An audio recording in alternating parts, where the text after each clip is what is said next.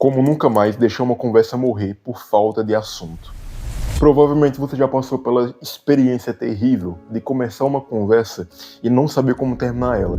E fica você e a outra pessoa num clima estranho, tentando descobrir uma coisa para continuar a conversa. Cada um fica olhando para um lado, desconfortável, tentando buscar um assunto para continuar a conversa, como será que vai chover hoje? Ou o dia tá bonito, por exemplo. E fica parecendo uma entrevista de sim ou não.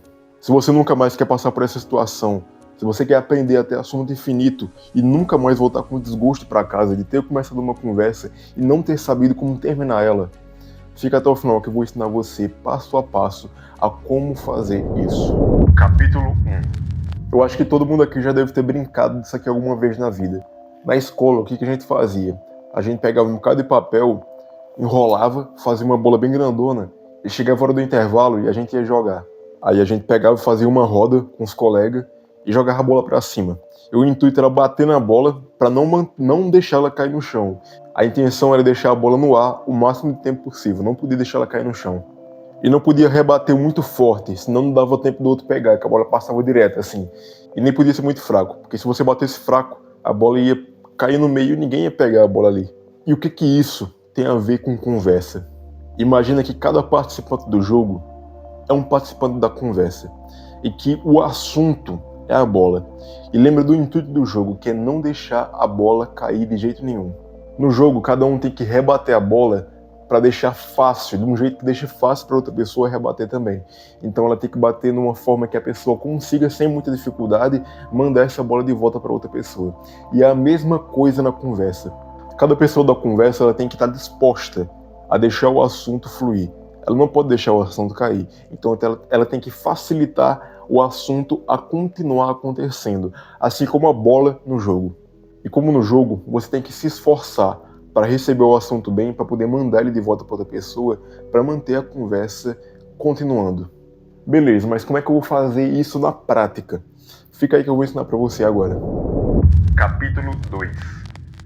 Uma das melhores formas de você fazer isso é você fazendo boas perguntas. Porque, meu amigo, perguntar é uma arte. Uma boa pergunta é aquela que faz a pessoa pensar, entrar dentro de si, refletir bastante para te dar uma resposta boa. Não é aquela pergunta que se responde só com sim ou não. É aquela que dá, além disso, ela dá o porquê da resposta dela, o motivo por trás da resposta que ela deu. Eu vou dar o exemplo de uma coisa que aconteceu comigo, que inclusive foi Marlon, meu sócio aqui do canal.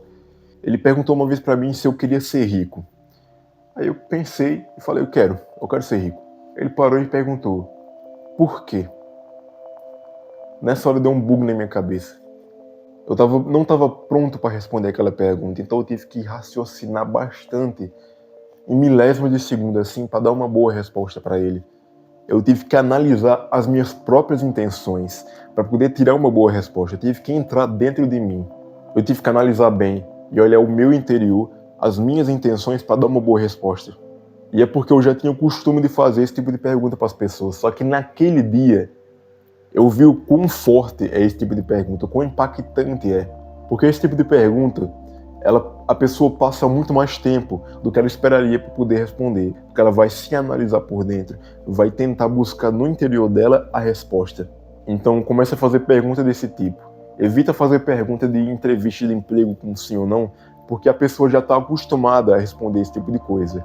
E você vai ser visto por aquela pessoa como só mais um. Só mais uma pessoa que está dando um bom dia para ela, por exemplo, que ela está encontrando na rua, sem nenhum diferencial. Agora tu já aprendeu que tem que fazer pergunta aberta, né? Que não pode ser uma pergunta muito fechada. Então, a partir disso, agora eu vou ensinar você a desenvolver mais ainda essa conversa. Então, se esse vídeo te ajuda, já deixa o like aí e se inscreve no canal para continuar recebendo conteúdo de comunicação e ficar mais afiado ainda. Capítulo 3. Quando a conversa começa a fluir, quando você vê que ela está tomando forma, chegou a hora de você fazer manutenções, pequenos ajustes para manter o assunto de pé. Você precisa demonstrar que você está interessado no que a pessoa está falando. E como é que você vai fazer isso? Você vai ter que usar as perguntas de novo. Só que dessa vez, tu vai usar de um jeito um pouco diferente. Enquanto a pessoa está falando, você vai perceber que vai começar a surgir umas perguntas na tua cabeça, umas pequenas dúvidas. De começo, No início vai parecer que é irrelevante você perguntar aquilo ali, você verbalizar aquela pergunta para a pessoa, mas é aí que está o ouro da conversa. Da próxima vez que você for conversar com alguém, você tenta ouvir atentamente o que a pessoa está falando. Respira fundo, acalma o coração, fica tranquilo e só escuta a pessoa falar. E presta bastante atenção no que está acontecendo dentro da sua cabeça. Você vai perceber que vai aparecer umas perguntas, umas dúvidas referentes ao que a pessoa está falando. Só que você vai ficar com receio de perguntar aquilo ali. No começo isso é normal, você vai ficar com medo de perguntar, mas comece a fazer esse exercício.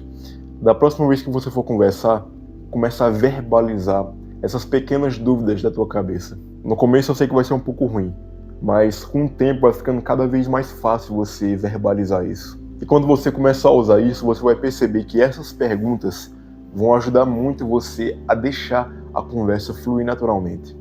Então vamos dar um exemplo aqui. Imagina que você e seu amigo estão conversando.